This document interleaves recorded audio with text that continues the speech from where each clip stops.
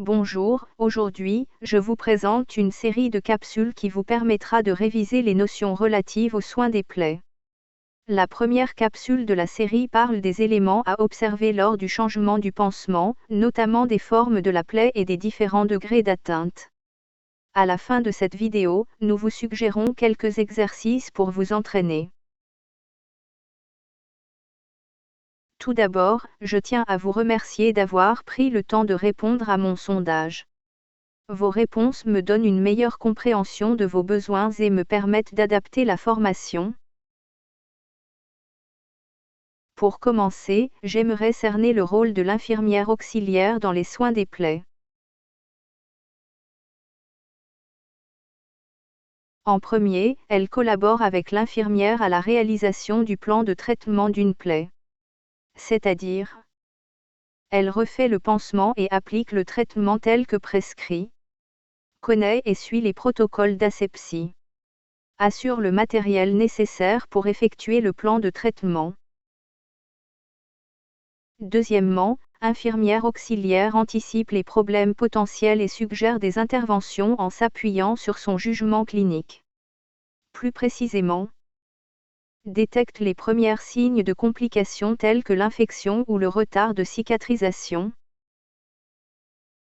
Et enfin, après l'évaluation initiale de l'infirmière auxiliaire inscrit ses observations dans le document comportant des éléments de surveillance ou d'observation de la plaie tels que dimension, bord, exsudat, odeur, signes d'infection de la plaie et tous les changements susceptibles de se produire lorsqu'il y a altération de la peau et des téguments. Au total, on a 10 éléments importants de plaie à observer.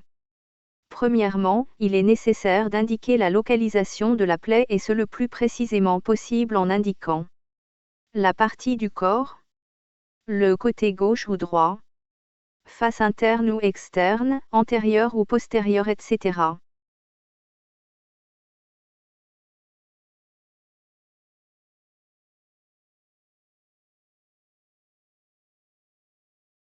Ensuite, la forme de la plaie. Ronde. Pour la mesurer, on spécifie son diamètre. Plaie ovale. On mesure sa longueur, qui correspond à la mesure la plus longue, et sa largeur, qui correspond à la mesure la plus grande, perpendiculairement à la longueur.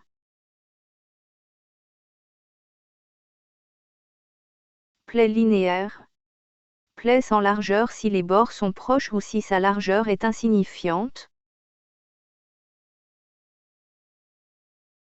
Voici quelques exemples de plaies irrégulières. Et la méthode pour les mesurer?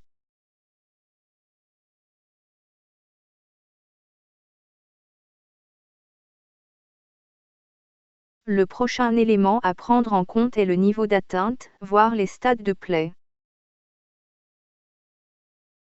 Stade 1.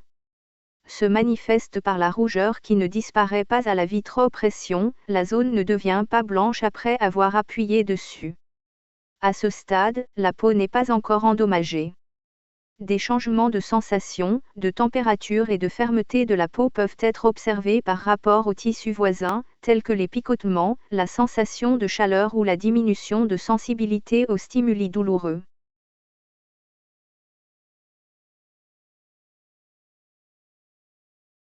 Lors des observations des points de pression, on cherche justement à repérer la présence de ce type de rougeur.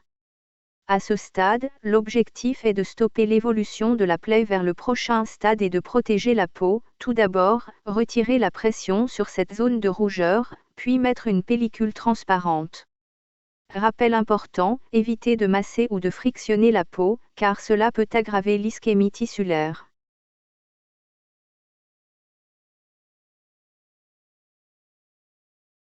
Stade 2.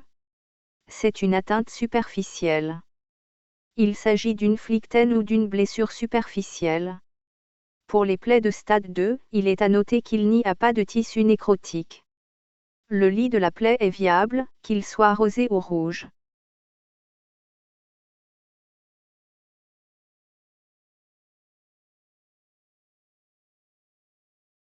Au stade 2, lorsque la peau est endommagée, le but principal est de prévenir l'infection.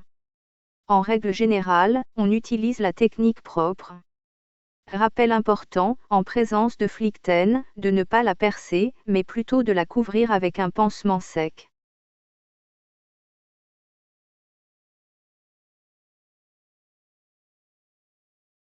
Une fois le stade 2 atteint, il est obligatoire de compléter le rapport d'incident-accident et d'indiquer la plaie dans la déclaration mensuelle des lésions.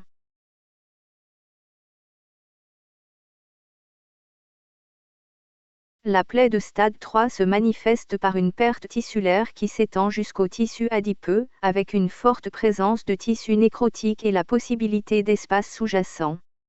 Les structures profondes, telles que les os, les tendons et les muscles, ne sont pas exposées. Le voici en quelques exemples. À ce stade, il est important de suivre le plan de traitement, rester vigilante à tout changement et en informer l'infirmière.